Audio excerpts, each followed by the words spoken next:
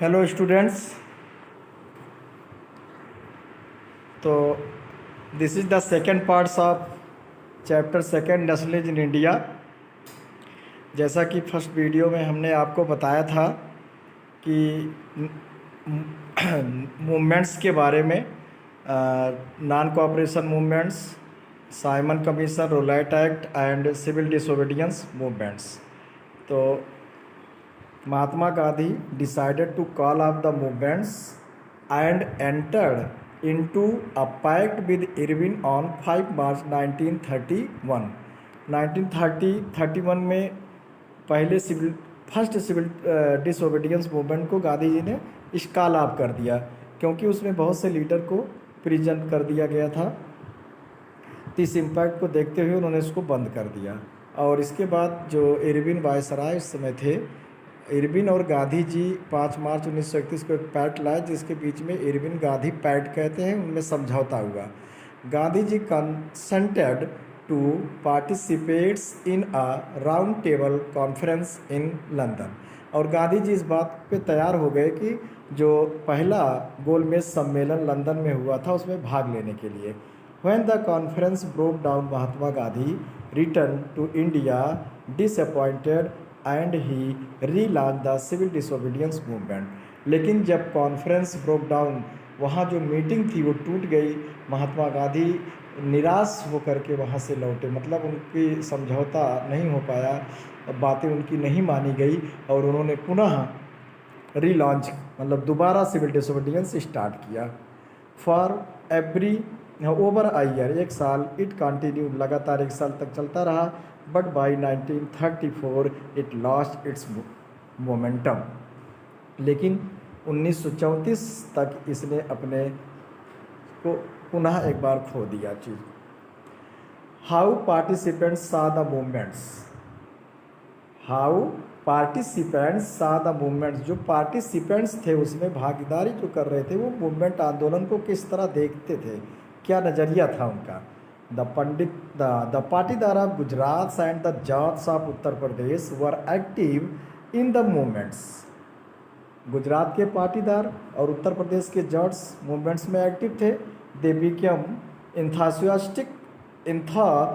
enthusiastic supporters of the civil disobedience movements. उन्होंने पूरे उत्साह के साथ, पूरे मनोवेग से इस आंदोलन में भाग लिया।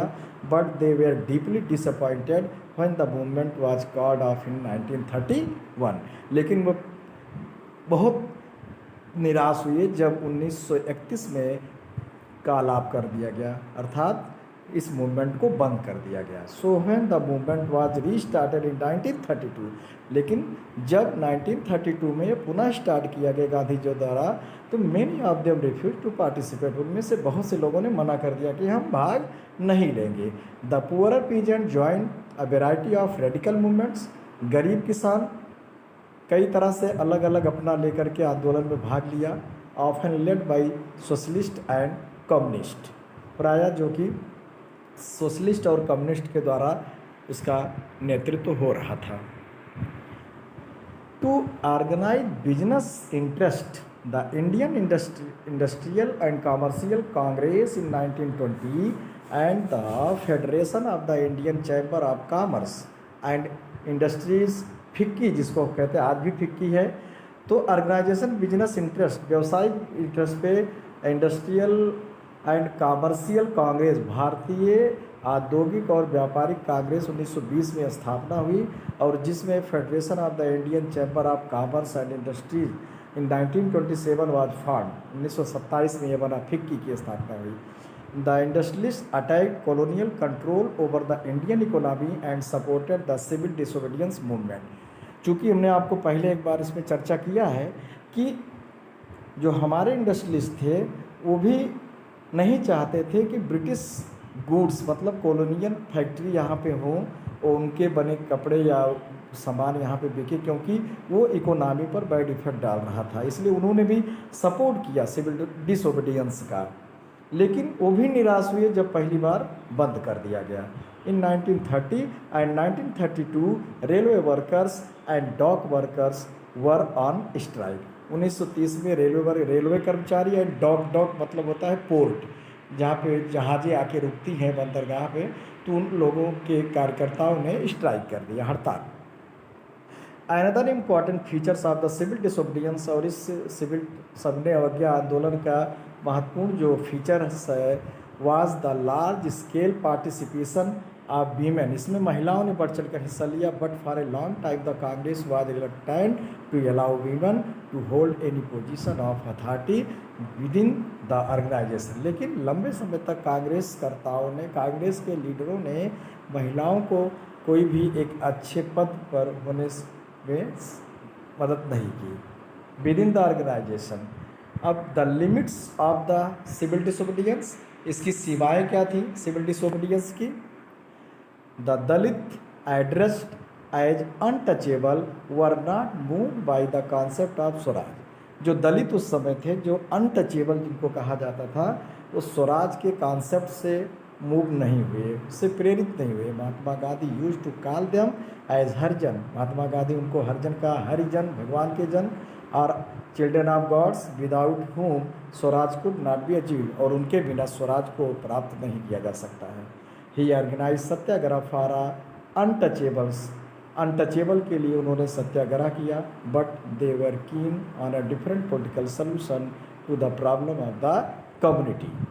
दे demanded reserve seats in educational institution and separate electorate, लेकिन उनकी मांग थी कि एजुकेशनल इंस्टीट्यूट, शैक्षणिक संस्थाओं में उनके लिए रिजर्व किया जाए, और राजनीतिक क्षेत्र में सेपरेट इलेक्टोरेट, उनको अलग से इलेक्टोरेट किया जाए, मतलब उनका इलेक्शन में उनके लिए अलग से चुनाव हो।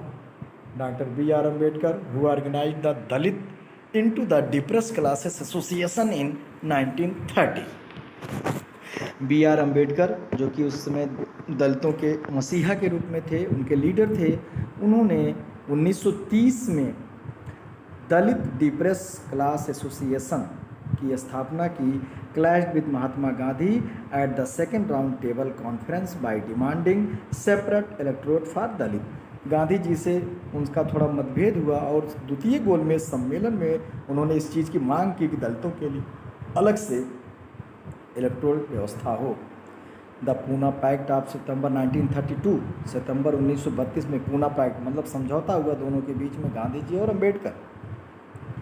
Gave the depressed classes later to be known as the scheduled caste, बाद में वही शेड्यूल कास्ट के नाम से जाने गए, SC/ST जिसको हम कहते हैं, reserve seats in provincial and central legislative council, राज्य और केंद्रीय वैधानिक परिषद में उनको रिजर्व सीट दी गई। आज भी हम देखते हैं कि हमारे स्टेट और सेंट्रल में उनके लिए रिजर्व सीट है, चाहे वो MLA हो, MPs हो, राज्यसभा हो या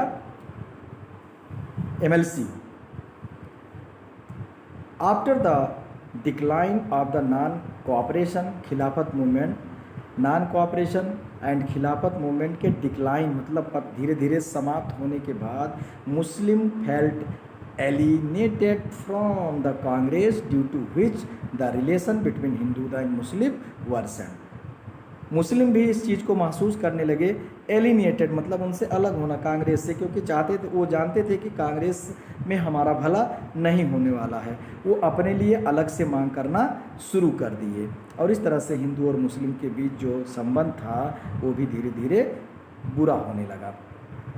Muhammad Ali Jinnah was willing to give up the demands for separate electorate if Muslim were assured reserve seat। Mohammad Ali Jinnah जो कि मुस्लिम लीग के उस समय लीडर थे, उनकी डिमांड थी कि मुस्लिमों के लिए अलग से इलेक्शन की व्यवस्था हो और उनके लिए रिजर्व सीट हो in the central assembly and representation in proportion to population, और जनसंख्या के हिसाब से, जनसंख्या के अनुपात से मुस्लिम डोमिनेटेड प्रोविंसेस, जो मुस्लिम बाहुल्य क्षेत्र हैं, राज्य हैं, उनमें उनकी सीट की संख्या बढ़ी जाए। But the hope of resolving the issue at the all parties conference in 1928 disappeared when M.R. Jayakar of the Hindu Mahasabha strongly opposed efforts at compromise। लेकिन इन पार्टियों की आशाएं उस समय धीरे धीरे समाप्त होने लगीं जब 1928 के कॉन्फ्रेंस में मिस्टर एम.आर. जयाकर जो हिंदू महासभा ने स्ट्रांगली अपोज किया। Next, the sense of collective belonging क्या है? Means nationalism spread when people begin to believe that they are all parts of the same nation। मतलब कि पूरे देश में जब राष्ट्रीयता एक तरह से इस तरह हुई कि पूरे हम all parts same nation, पूरे राष्ट्र में हम सेम हैं और हमारा एक राष्ट्र है। History and fiction, the folklore and song, popular prints and symbols all played a parts in the making of nationalism। मतलब सब लोगों ने एक राष्ट्रीयता की भावना, जो history, fictions, folklore, song, popular print, symbols, finally in the 20th century the identity of India came to be visually associated with the image of Bharat Mata. जैसे कि हमने फ्रेंच में पढ़ा था, वहाँ पर भी एक विजुलाइजिंग हुआ था, देश को एक वीमेन विजुलाइजिंग के रूप में दिया गया, माँ के रूप में। ऐसे ही भारत में भी एक वीमेन विजुलाइजिंग भारत माता के रूप में सबने। Bankim Chandra Chattopadhyay created the image and in the 1870 he wrote Vande Mataram. Anand Math में उन्होंने वंदे मातरम लिखा, जो कि और एक इमेज का क्रिएशन किया भारत माता का, by a hymn to the motherland. मातृभूमि के हाइम, उसके प्रार्थना के रूप में हम गाते हैं, जो कि हमारी क्या है, राष्ट्रीय गीत, नेशनल सॉन्ग के रूप में। Rabindranath Tagore painted his famous image of Bharat Mata. उन्होंने भारत माता के फेमस को पेंटिंग किया and portrayed as an ascetic figure. She is calm, calm मतलब शांत के रूप में। उनका जो फिगर बना हुआ है, जैसे हम देवी के रूप में देखते हैं, शांत की प्रतीक है। कंपोज, डिवाइन एंड स्पिरिचुअल, नैसर्गिक। In late 19th century India nationalist began recording folk tales sung by birds and they told village to gather folk song and legends। गांव का दर्शन भ्रमण करना, फॉल सॉन्ग जो एक ग्रुप सॉन्ग होता है, और लीजेंड मतलब उसकी कथाओं के साथ, कहानियों के साथ ड्यूरिंग द स्वदेशी मूवमेंट इन बंगाल। कौन? रविन्द्रनाथ टैगोर ये ले करके भ्रमण किए। और कब? स्वदेशी मूवमेंट के साथ के दौरान। स्वदेशी मूवमेंट कब चला था? 1905 में, जब बंगभंग ब्रिटिश उस समय वायसराय करजन था Bengal. A tricolour flag, तिरंगा झंडा, red green and yellow was design which had 8 lotuses represent, जिसमें 8 कमल की पंखुड़ियाँ रिप्रेजेंटेड थी 8 प्रोविंसेस ऑफ ब्रिटिश इंडिया, और ब्रिटिश इंडिया के वो 8 प्रोविंसेस को दर्शाती थी। एंड क्रिसेंट मून, एक अर्धचंद्राकार मून जो क्रिसेंट के आकार का, हंसिए का आकार का, विच had 8 representing Hindu and Muslim, जो हिंदू और मुस्लिम को दोनों को रिप्रेजेंट करता था। By 1921 Gandhi ji design the Swaraj flag. 1921 के बाद में गांधी जी ने स्वराज फ्लैग किया, जिसमें चरखा ट्राई कलर और बीच में स्पिनिंग व्हील था in the centre, representing the Gandhian ideal of self help. वो क्या करता था? गांधी के आदर्श विचारधाराओं को देता था। सेल्फ हेल्प मतलब आत्मनिर्भर बनना। और इस चैप्टर का पूरा कंक्लूजन जो है, in the first half the 20th century, 20वीं शताब्दी के पहले सदी तक, आधी सदी तक, various groups and classes of Indian came together. बहुत से ग्रुप और बहुत से लोग एक साथ आए, बहुत से संगठन एक साथ आए for the struggle of independence, आज़ादी की लड़ाई के लिए, एक संघर्ष के लिए।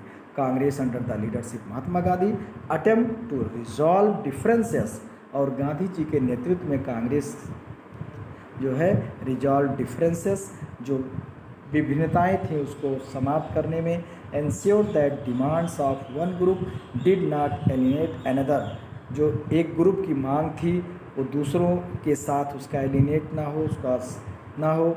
In the other words, what was emerging was a nation with many voices wanting freedom from colonial rule. बस क्या था? एक सोच थी सबकी कि हमें कॉलोनियल रूल से आज़ादी चाहिए, मतलब इम्पीरियल जो ब्रिटिश रूल था उससे हमें आज़ादी चाहिए थी। यही सबकी ख्वाहिश थी। धन्यवाद बच्चों। मुझे आशा है कि आपको चैप्टर समझने में आसानी होगी और आप अच्छे से समझेंगे। तो इसको पढ़िएगा ज़रूर, समझिएगा ज़रूर। ओके।